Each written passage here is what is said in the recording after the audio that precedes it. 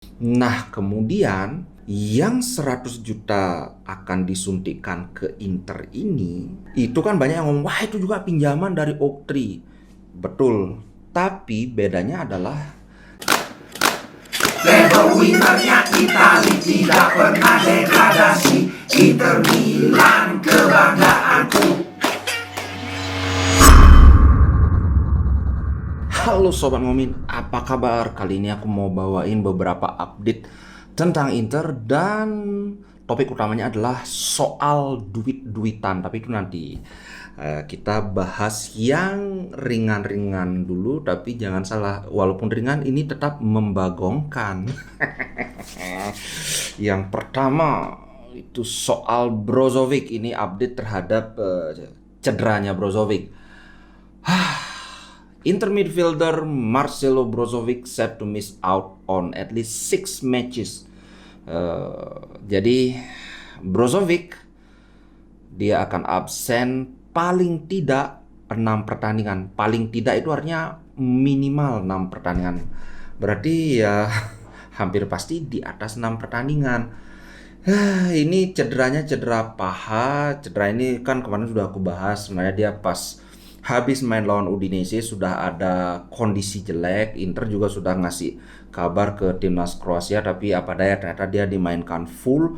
Kemudian cuma selang 2 hari istirahat langsung dimainkan lagi dan hanya berapa ya, 17 menit apa 18 menit langsung di eh, keluar lapangan karena cedera. Nah, ini baru pemeriksaan awal ya. Nah, next week itu akan ada medical test lagi. Nah, dari sana baru dapat kepastian yang lebih lagi. Tapi dari pemeriksaan pertama itu udah kelihatan. Ini kemungkinan jadi si Brozovic itu akan absen lawan Roma, tapi lawan Roma sih nggak masalah karena memang dia akumulasi kartu juga. Kemudian lawan Barcelona 2 pertandingan dia absen, kemudian lawan Sassuolo, Salernitana dan Fiorentina. Ini paling tidak. Jadi ada kemungkinan habis lawan Fiorentina masih ada lagi dia absennya. Di sisi lain siapa sih namanya? Aslani bilang Inter I'm ready to be Brozovic. Wah, ini kayak apa ya? Kayak berpuisi gitu. Maksudnya bukan seperti jadi Brozovic beneran, tapi at least berusaha menutupi lubang yang ditinggalkan Brozovic. Kita agak ini sih sebenarnya antara sangat bersemangat atau nervous nih. Apa nervous itu apa sih artinya, aku lupa. Agak grogi ini gimana nih Aslani. Selama ini kan dia baru main 2 kali di kompetisi yang sebenarnya, kemudian mainnya juga dikit, cuma 8 atau 7 menit. Kita lihat aja, mestinya sih bisa karena Lukaku sendiri, kalau kawan-kawan ingat ketika dia pertama kali datang ke ini pas baru dipinjam dari Chelsea, dia bilang wah Aslani ini mindsetnya itu udah kayak orang dewasa gitu. Oke, aku sangat semangat walaupun grogi, tetap sangat semangat lihat bagaimana Aslani. Siapa tahu Aslani bisa menghadirkan sesuatu yang sangat berbeda. Kalau selama ini sih aku ngeliat Aslani kelihatan sangat berusaha mengcopy style permainan Brozovic. Ya aku nggak bisa bilang apakah ini suatu hal yang bagus atau suatu hal yang jelek. Kita lihat hasilnya nanti, karena dari hasil baru kita bisa memberikan ini penilaian supaya penilaiannya itu objektif. Kemudian Di Marco, ini ada dikotomi. Can he fill Perisic's boots at Inter? Ini aku ambil dari Football Italia. Jadi intinya itu adalah Di Marco itu di timnas Italia dia bermain dengan sangat bagus.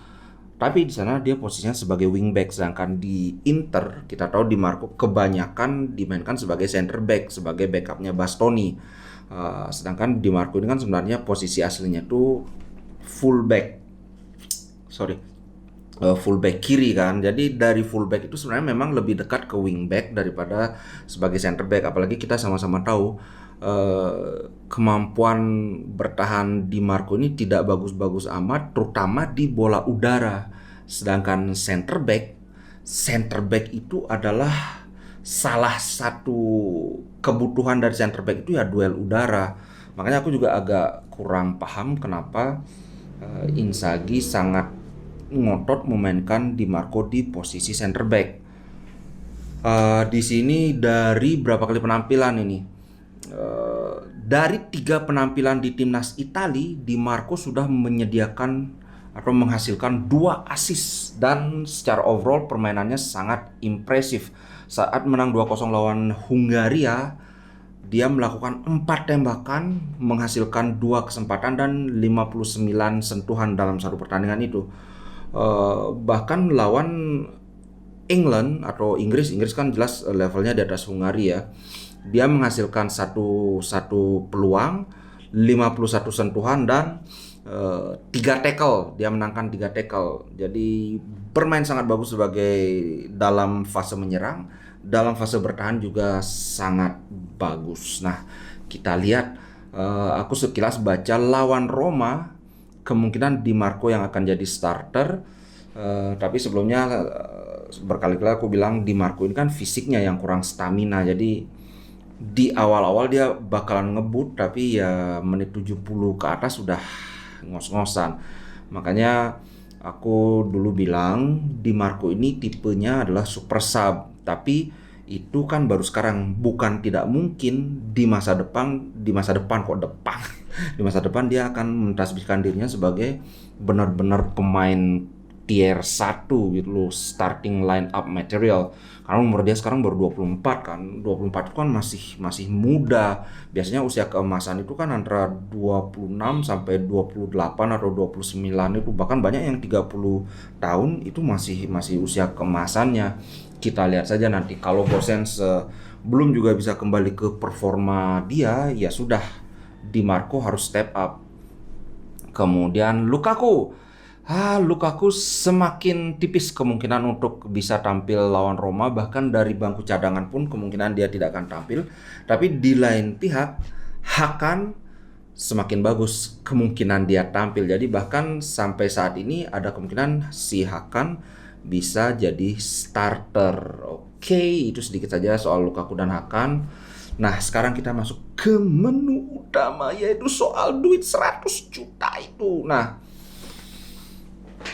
aku ngelihat banyak nada-nada miring ya. Kan kemarin aku bilang, wah ini Steven Zhang menyuntikkan duit 100 juta untuk Inter Milan. Terus ada yang bilang, alah paling juga pinjaman, alah kalau memang punya duit 100 juta kenapa nggak beli pemain, kenapa nggak gini. Oke, pokoknya jelek lah.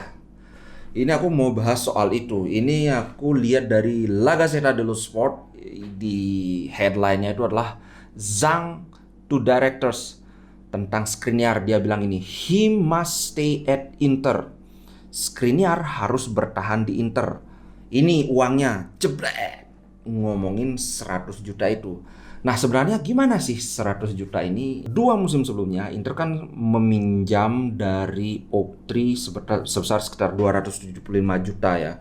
Nah, dari yang aku pahami dari artikel yang aku baca bahwa hutang ini adalah tanggungan Inter. Jadi kan kita harus bedakan entitasnya. Ada Suning, ada Inter. Nah, yang 275 juta ini hutangnya Inter. Nah, kemudian yang 100 juta akan disuntikkan ke Inter ini, itu kan banyak yang ngomong, wah itu juga pinjaman dari Oak-Tree. Betul. Tapi bedanya adalah 100 juta ini adalah pinjaman dari Oak-Tree, tapi itu atas nama Suning. Ngerti nggak bedanya? Kalau yang sebelumnya itu Inter yang berhutang, tapi sekarang ini Suning yang berhutang. Kemudian dia menyuntikkan duit 100 juta ini ke Inter. Tapi duit 100 juta ini disuntikkan dalam bentuk yang namanya shareholders loan. Nah, apa itu shareholders loan? Penjelasannya agak panjang, aku sudah sampai 4 sampai 5 artikel aku baca, tapi intinya itu adalah Suning kan pemegang saham Inter. Nah, duit ini dimasukkan ke Inter dalam bentuk pinjaman, tapi statusnya itu adalah Inter Milan meminjam kepada Suning. Nah, kenapa Inter Milan perlu minjam duit dari pemegang sahamnya? Satu, supaya prosesnya tidak berbelit-belit. Nah, 2, Inter ini kan lagi lagi limbung kan, baru habis minjem duit, baru habis rugi. Kalau kawan-kawan pasti sudah lihat itu, kita habis rugi 240 juta, habis itu rugi lagi 140 juta dan sebagainya. Pertanyaan kan, siapa yang mau minjemin duit ke Inter? Nah, disitulah Suning sebagai sebagai pemilik saham, ya udah ini pakai duitku dulu. Nanti karena dia dapat pinjaman duit dari pemegang saham, seperti yang aku bilang kan, prosesnya tidak bertele-tele dan sebagainya. Kalau nanti Inter gagal bayar juga kan nggak mungkin akan didenda. Ya gimana, orang yang punya dia sendiri toh. Cuma nanti itu setiap akhir tahun fiskal itu kan ada bagi-bagi profit kan. Nah, sebelum bagi profit itu, hutang ini dulu yang dibayar. Ngerti nggak? Misalnya aku bertiga nih, anggaplah A, B, C punya saham di Inter. Nah, terus aku nyuntikin duit shareholders loan ke Inter 100 juta. Kemudian di akhir tahun fiskal, misalnya 2022 ini, di akhir tahun fiskal itu ternyata Inter profit 300 juta. Kalau dalam hal normal kan 300 juta bagi 3. Anggaplah ini sama jumlah sahamnya kan, 300 juta bagi 3. Sama-sama dapat 100 juta kan gitu. Nah, tapi karena ada shareholders loan, profit yang 300 juta ini dipotong dulu 100 juta, balikin duitku yang waktu ini. Nah, kan sisa 200 juta. Habis itu baru 200 juta ini dibagi 3. Jadi kayak itu sederhananya.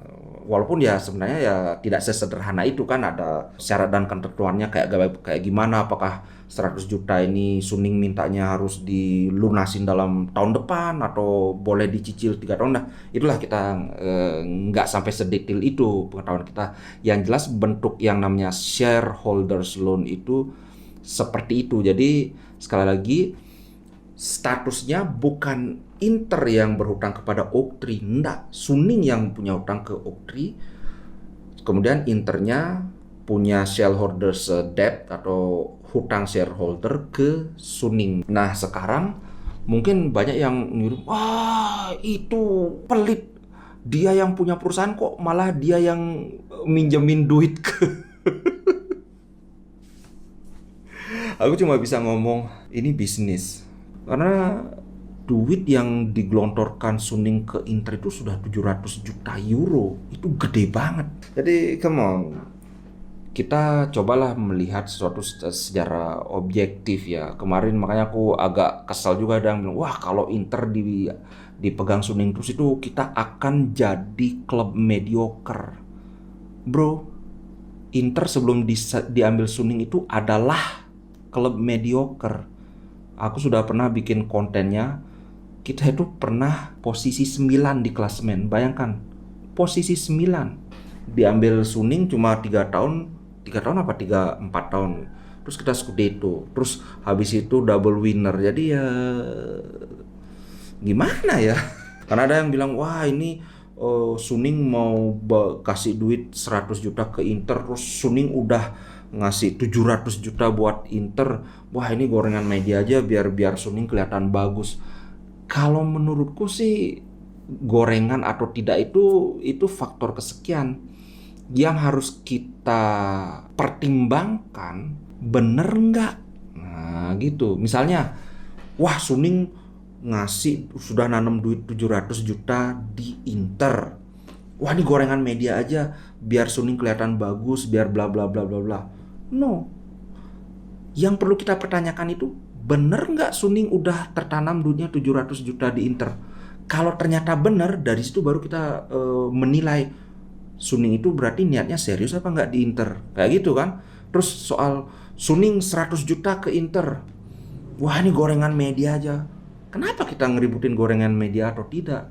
Yang harusnya kita ributkan itu, bener nggak ada duit 100 juta yang diinjeksikan ke Inter? Gitu loh. Jadi mari kita jadi lebih dewasa dalam menilai permasalahan. Kita lebih penting untuk melihat benar atau enggak. Gitu sih menurutku. Oke. Sorry ya kalau ada pendapat yang berbeda, nggak apa. Kalian boleh beda pendapat, aku juga boleh dong. Oke. Pokoknya aku sih ingin mendoakan yang terbaik buat Inter. Kemarin ada yang bilang semoga Inter kalah lawan Roma terus Inzaghi out. Kebalik lah. Semoga Inter menang lawan Roma, aku nggak ngerti. Bahkan sebelumnya ada yang bilang semoga Inter degradasi ke Serie B. Jadi, mungkin karena beda generasi atau gimana, aku kurang ngerti mindset yang seperti itu gitu loh. Kalau aku sih doakan yang terbaik buat Inter, sama kayak kasusnya Acerbi kan. Aku nggak suka sama Acerbi, tapi begitu dia masuk ke pagar Inter, ya ini pemain Inter ya kita dukung. Gitu sih menurutku guys. Oke. Lumayan panjang jadi padahal rencananya dikit aja. Sampai jumpa di konten ngomin berikutnya. Ciao ciao. Inter Milan di dadaku, biru hitam warna darahku. Label winnernya Itali tidak pernah degradasi. Inter Milan kebanggaanku.